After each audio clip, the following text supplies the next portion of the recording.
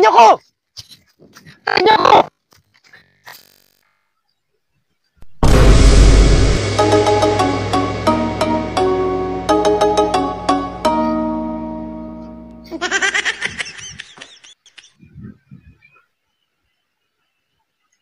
Supremo! Anong nangyari sa lakad nyo? Nabulyaso yung aming lakad. Huh? Supremo. Si Ignacio, wala pa. Nahuli. Andun. Di namin alam kung anong nangyari doon. Ignacio! Punsano! Ignacio! Punsano! Bakit ngayon ka lang? Naligaw ako. Ba't ang dami mong dumi sa katawan? Muntik na nga akong mahuli ng mga Kastila. Buti na lang nakatakas ako. Paano nalaman ng mga Kastila ang gagawin nating pagsalakay?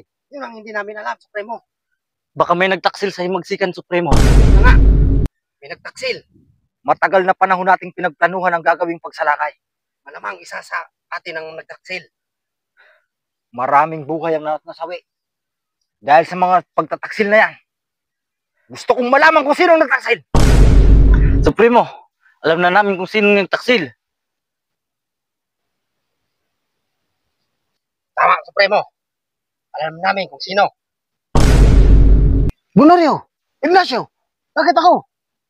Meron na kaming ebidensya laban sa'yo. Tingnan mo yung kasuotan mo. Di ba't galing yan sa tupad? Wari naman eh, mas magaling ako kung magwalis kaysa sa'yo. Kahit sa bubong, nagwawalis ako. Kahit ating gabi. Oo nga. Pero bakit ikaw? Ikaw ang naisali dyan sa tupad na yan.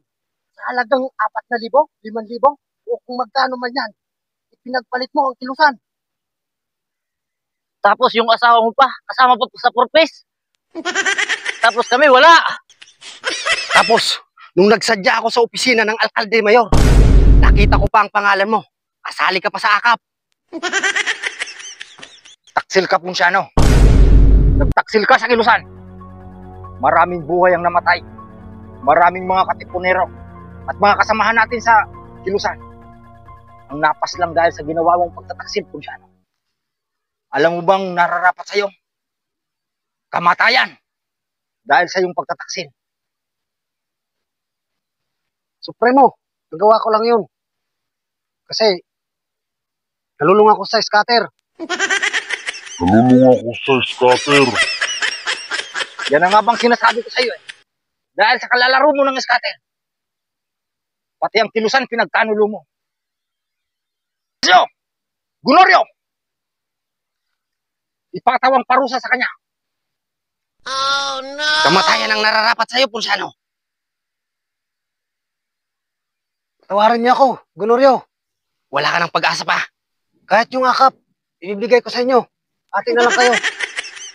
Wala na. Kamatayan na ang nararapat sa iyo, Punsano.